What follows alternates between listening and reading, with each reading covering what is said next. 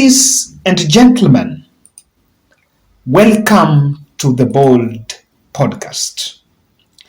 Eliud, Owalo, and Janyando, Miguna, were actually critical factors in Nyanza succession race. No, I'm getting it wrong. In simmering Nyanza succession, they are the face of rebellion in the lakeside. However, that ambition must be guided by principles that binds the region together for prosperity, but not to serve individual selfish interests of the big boys back in Nairobi. And someone needs to really make sure that this gets home. Because one thing that Luo Nation has cried over time for is, despite the fact that Luo Nation have been playing big role in pushing for democracy reforms, but the dominant damaging narrative is that they have never benefited from it. And the face of that failure to benefit is Raila Odinga. And that is why we insist that when you talk about Nyanza succession, you're actually inheriting Raila Odinga's grassroots base. I have watched the clips. I have followed the two events of food donation in Nyanza. And there was one in Homa Bay, in Migori, that was used by Nyanza rebels, not Nyanza rebels. 2022 election failures. They're not rebelling against anyone. They just failed in the last general election. The same way Raila did not become the president is the same way they did not win seats. The Nyanza failures converged and played politics in that Migori event. Today, I want you to look at the videos, the photos now, the photo grid that is passing on the screen.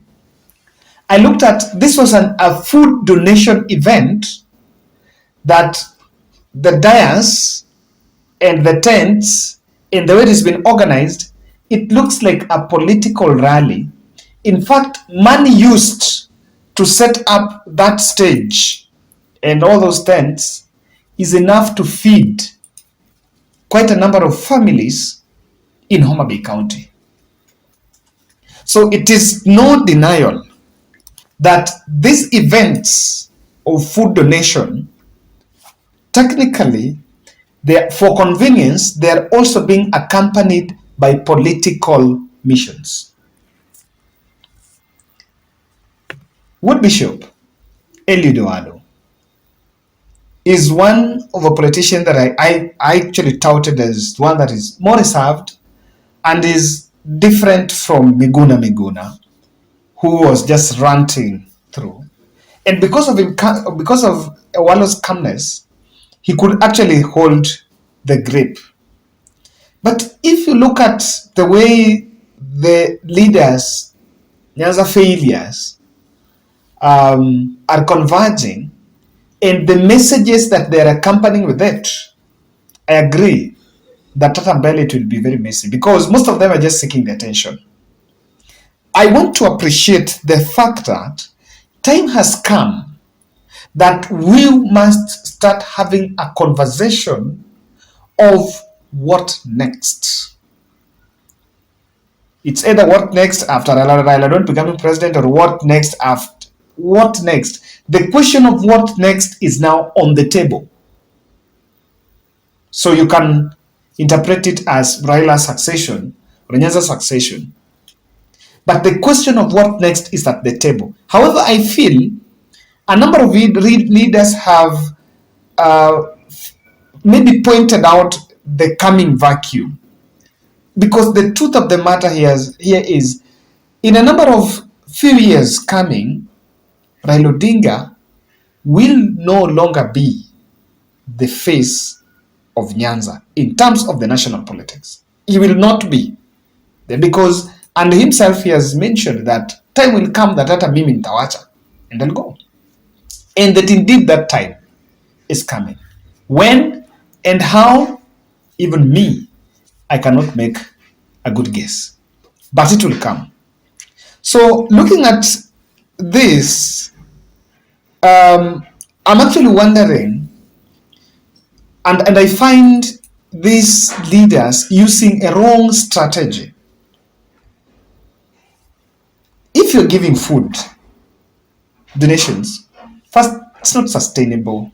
It's token. There is no difference between those donations and what these people are being given. Chukua hii mashini, chukua ile, the small things that people are being given. There is no difference. Now food is even worse because ukichukua hiyo package leo, ukipata leo, it will only take you like for some 5 days and you're back. So those events are now accompanied by political messages. And Ruto is really setting them up. It is time for someone to show intent, to lead the way. Time is ripe. Raila may unlikely groom anyone. I've seen critics saying that don't expect that because even him, he was not groomed. But this Nyanza, these leaders that failed and are now trying just to reinvent themselves, masquerading as people who are sending what can be a Nyanza consciousness, are simply looking for something to put in their table.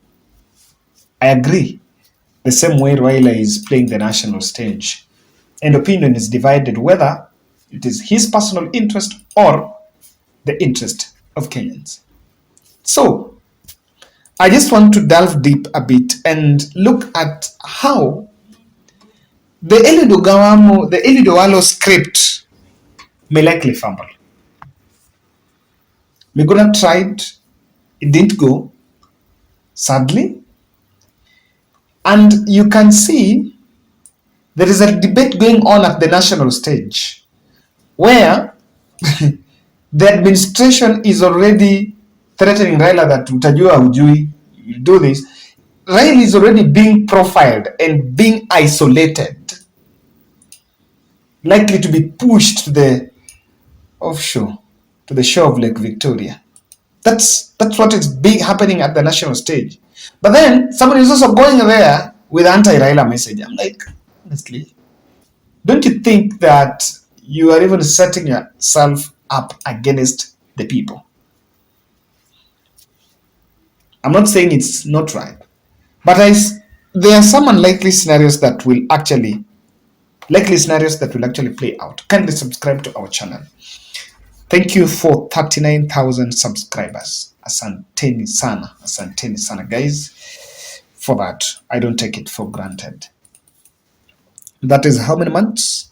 11 months in the count. We hit 39,000. I know the dream is still valid. Offer solutions to the counties talking about Raila may not be so much catchy, especially for you. I find it not a bit catchy. So that if you want to say what Raila is saying, then leave Raila to say it. No, you can't be him. you must get your own constituency. You must pick your own pace because, this is the truth. Huh? At the national stage, the administration is already demeaning Raila Odinga, and Raila has all of a sudden became the topic of the day. And so you also go to Nyanza and do the anti-Raila rants. Now, the fight against Raila, even in the same people you want to lead, is divisive. You can't lead a divided people. And that is why I started by saying that the principles must be those that bind together and serve the interest or the prosperity of the region, not the interest of the big boys. Because when you pursue a divisive route, it doesn't serve your interest either. It serves the interest of the big boys. And so I know I've not believe that probably first in January, God willing, I'll make another tour of Nyanza. But those who are there can also tell us what are the people saying. It is good. And what we're simply saying is the rebels, they also, I think the ODM rebels, not even rebels, all of them were in ODM. They just left because they did get the ticket and now started masquerading here with a lot of stories. So, all of them are within the right, and it is rightfully so. But it must be guided to because if you're just doing divisive way, then you're not helping either. The counties are there. Eliud Owalo is the only CS from Nyanza, and is in charge of ICT, and is going to all those Nyanza counties, and should be talking about internet in the schools there. I'm asking for more. Sometimes the interest of the people is never in the table. It's never priority. The tragedy, and one thing that will not really work well, is a situation where these fellas, they masquerade and looking for the jobs in the government, and that's why there is a discussion of when we are in government, if you can't get government, then you get into it, so be it. Then you come back in ODM and start wreaking havoc. Someone was making a joke that Sahi, if you've walked out, then some few months to general election, you rush back to ODM party and start running for the ticket, then you miss it. Don't divide. If you walk your path, I can tell you, you can make your way out away from Raila's shadow. It's possible. Ababu Namwamba successfully did it. William Samoei Ruto, current president, walked out from Raila's shadow. He's somewhere.